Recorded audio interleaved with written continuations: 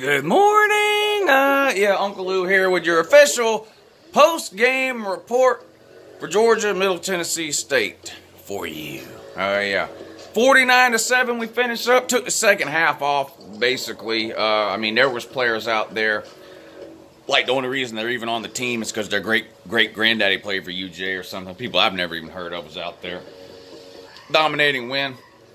And no major injuries that I'm aware of, which was the #1 goal heading into this game. Fromm and Fields combined for about 200 yards passing. We ran for about 300.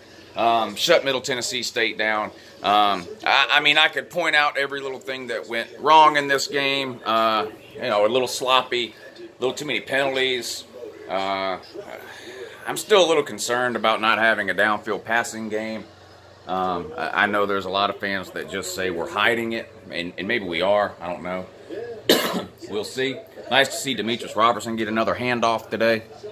Glad we got him from Cal, one of the best receivers in America, so that we could hand it off to him twice in the first 3 games of the season while he sits on 0 catches for the year. But I digress and regress.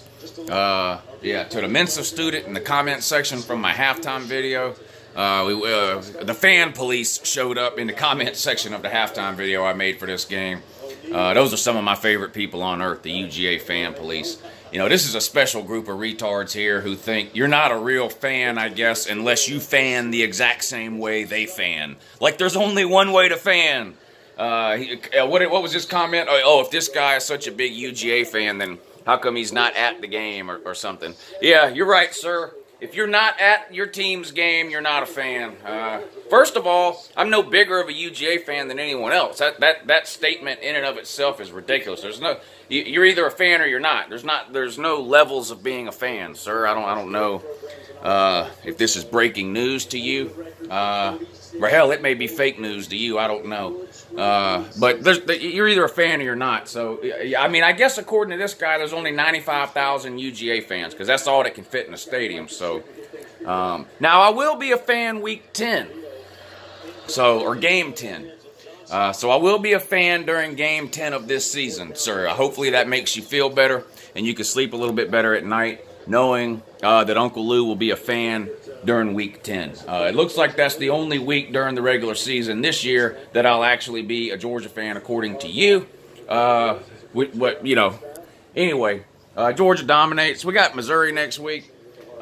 This is shaping up to be a good end to this Oklahoma-Iowa State game. We'll see what happens here. What is Florida State doing? They still can't score. 23-0 to Syracuse. Jesus. They might need their own video. They're terrible. Tennessee put it on UTEP, I guess. I watched some of that game. Tennessee, man, not that good. I'm interested to see how Florida looks today at 4. Florida and Tennessee, of course, play next week. And neither one of those teams can afford a loss. So I wasn't that impressed with. You got to keep in mind UTEP has lost 14 straight games. They're one of the worst football teams in America, period, bar none. So hard to gauge a whole lot of about Tennessee from that.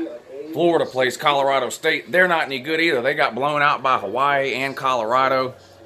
They beat Arkansas though. Jesus, the SEC West is garbage. So I don't know. That game comes on at 4. I'll watch some of that. LSU in the barn at 3:30. Of course, I picked the barn to win that one, but that has the potential to be a good low-scoring game. I don't know. We'll see. I have a feeling the barn wins. I don't know. We'll see. TCU, Ohio State tonight. Washington and Utah tonight. Alabama, Ole Miss. So we got some good games coming up the rest of the day here. But Georgia rolls. Headed back on the road next week to Mizzou. Is that a night game? Hell, I don't know. Might be a 12 o'clock game. I don't know. I have to look. I know they announced the game time already. I can't remember when it is though. Probably because I'm not a real fan.